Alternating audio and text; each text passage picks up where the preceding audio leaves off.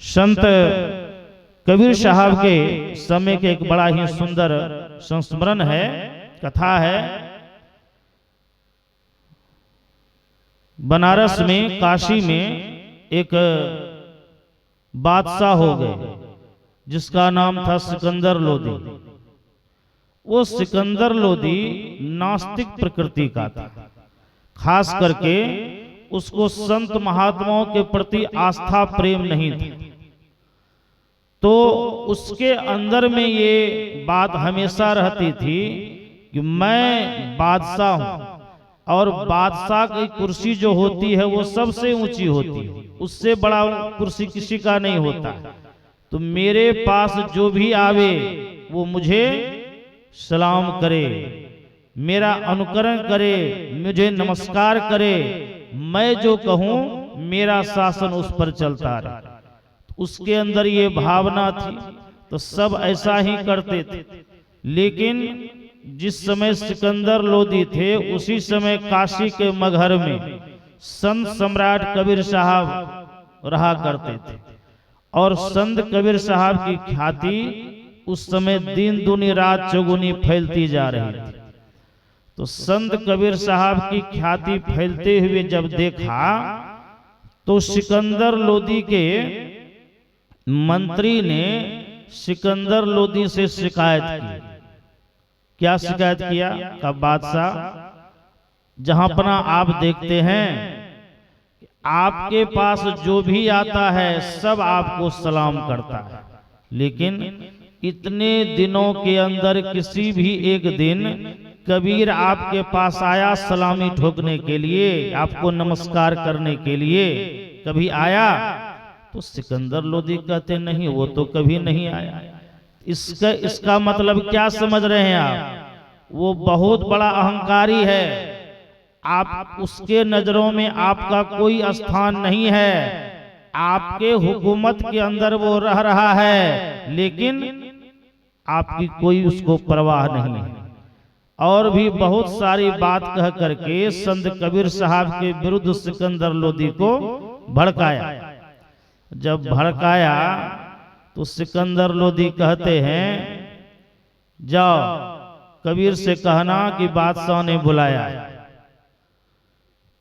तो सिपाही को भेजा, सिपाही ने जाकर के संत कबीर साहब से कहा कि हमारे बादशाह ने आपको बुलाया है। तो संत कबीर साहब कहते हैं अरे तुम्हारे बादशाह को हम जैसे फकीरों की क्या आवश्यकता है, उनके पास तो जो लेने देने के लिए आते हैं उनको उनकी आवश्यकता, हम तो जोगी फकीर हैं, हमारी क्या आवश्यकता पड़ गई। कहा बात जो भी हो लेकिन हमारे बादशाह ने आपको बुलाया। कहा ठीक है, जब बुलाया है तो मैं आऊंगा। सिपाही चला गया और संत कबीर साहब भी कुछ देर के बाद आ गए। और जब आए तो बादशाह तो सिंहासन पर सिंहासनासीन थे, उनके सामने संत कबीर साहब आकर के खड़े हो गए। अलमस्त फकीर की तरह खड़े हैं, कोई परवाह नहीं। तो बादशाह सिकंदर लोदी के जो मंत्री थे वो कबीर साहब की ओर इशारा करते हुए कहते हैं कि आप कुछ देख रहे हैं? क्या? यही कबीर है जिसके बारे में मैंने आपको कहा था। देख रहे हैं अभी भी कितना अक्खड़ है, अहंकारी है, जो भी आता है आपको सलाम करता है, जी हुजूरी करता है, लेकिन ये ज्यों का त्यों खड़ा है, आने के बाद आपको सलाम भी नहीं किया। समझे कितना बड़ा अहंकारी, ऐसा करके ये आपकी तौहीन कर रहा है।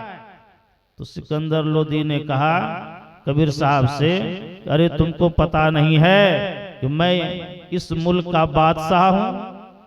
तो संत कबीर साहब कहते हैं कि हमारे नजर में तो एक ही बादशाह है जो कि संपूर्ण सृष्टि को चला रहे हैं और उनकी हुकूमत आपके ऊपर भी चल रही है, हमारे ऊपर भी चल रही है। संसार के अंदर जितने भी हैं सबों पर उनका ही हुकूमत चल रहा है। तो हमारे नजर में तो एक ही बादशाह है और वो ऐसे बादशाह हैं कि आपके जैसे सैकड़ों हजारों लाखों करोड़ों बादशाह को उत्पन्न कर सकते हैं। उनकी ऐसी हुकूमत। तो सिकंदर लोदी कहते हैं हमारी हुकूमत तो सब पर चलती है, मैं बादशाह हूं, मैं जिसको जो कहता हूं वही सुनता है।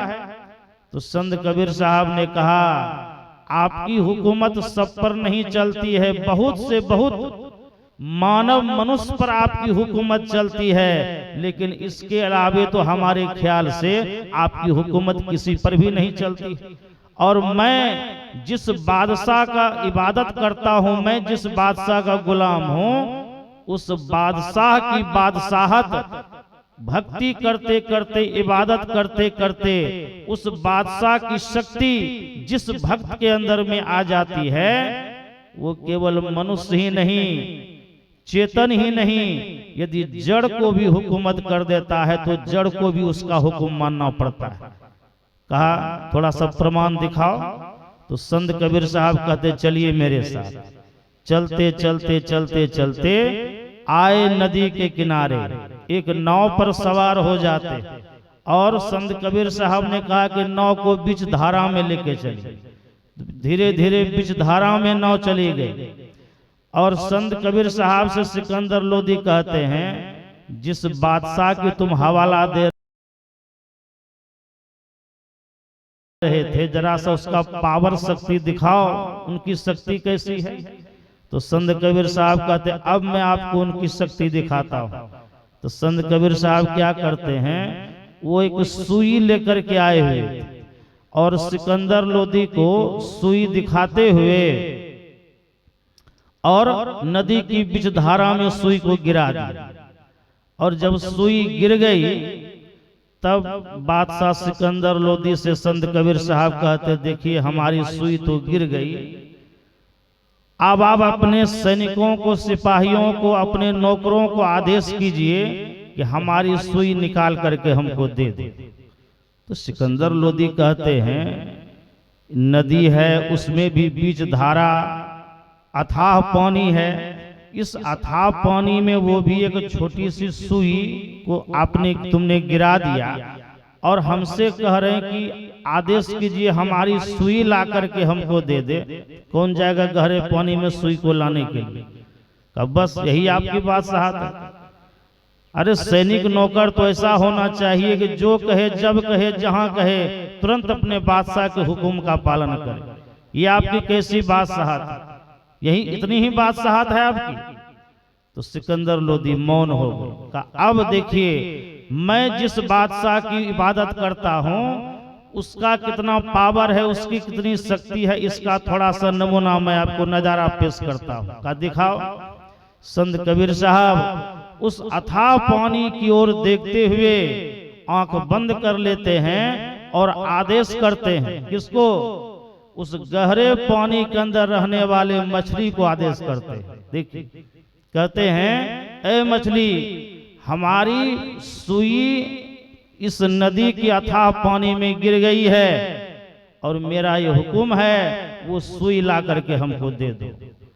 कहने की देर थी, वो मछली गहरे पानी में जो सुई गिर गई थी उस सुई को मछली अपने मुंह में लेकर के उस नाव के बगल में उछलने लगी और संत कबीर साहब हाथ बढ़ा करके उस मछली के मुंह से सुई ले लेते हैं और बादशाह सिकंदर लोदी को दिखाते हुए कहते हैं कि देख लो सिकंदर लोदी, ये है हमारे बादशाह की बादशाह। जो उनकी इबादत करता है, जो उनकी भक्ति कर लेता है, जो उनको प्राप्त कर लेता है, तो हमारे बादशाह की शक्ति उस भक्त के अंदर आ जाती है तो वो साधारण नहीं रह जाता है। भक्त का मिलन जब पीव से हो, परमात्मा से हो जाता है, जीव का मिलन, तो वह जीव जीव नहीं, वह पीव हो जाता है। और इसी अवस्था को योग कहा जाता है, मुक्ति कहा जाता है, मोक्ष कहा जाता है। जिस बादशाह की ऐसी शक्ति है कि केवल चेतन ही नहीं, जड़ को भी हुक्म करता है, तो उसकी भी आज्ञा उसको माननी पड़ती है। तो मैं तो ऐसे बादशाह की उपासना करता हूँ, तो मैं आपको बादशाह क्यों मानूं। और कहा गया है कि सिकंदर लोदी भी संत कबीर साहब के इस शक्ति को देख करके वो भी उनके आगे नतमस्तक हो गए। तो सज्जनों, मेरे कहने का मतलब है, हम लोग जिस परमात्मा के अंश हैं, उनकी ऐसी शक्ति है कि उनकी शक्ति के आगे सबों की शक्ति फेल हो जाती है। जरा सा उनकी नजर इधर उधर हो जाती है तो लगता है संसार नहीं बचेगा। देखते हैं हम लोग, और जब तक उनकी शक्ति बरकरार है, यह संसार का सारा कार्य ठीक ठाक चलता है। इसीलिए हम लोग जीवन में सुख शांति पाना चाहते हैं तो कहाँ आवे? संतों के चरणों में। संतों के चरणों में आने से ही जीव की मुक्ति होती है। धर्मदास जी महाराज कहते हैं, कहे धर्मदास मुक्ति है कहाँ? शरण सतगुरु के चरणों में।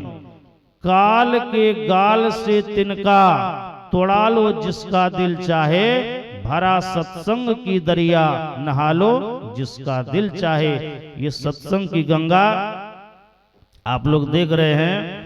हमारे आदरणीय मास्टर साहब अभिनंदन बाबू कल से ही इस डुमरा ग्राम में बहा रहे हैं, और इस सत्संग की गंगा में जो आकर के डुबकी लगा रहे हैं, उनका जीवन धन्य हो रहा है। इनका अपना कल्याण तो हो ही रहा है, और अपने कल्याण के साथ साथ हमारे अभिनंदन बाबू इस समाज का भी कल्याण करवा रहे। किसके द्वारा?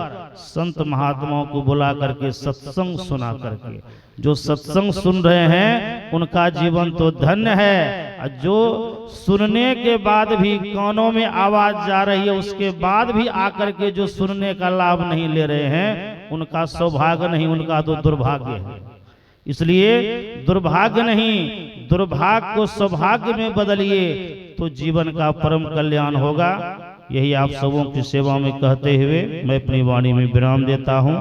बोलिए श्री सद्गुरु महाराज की जय।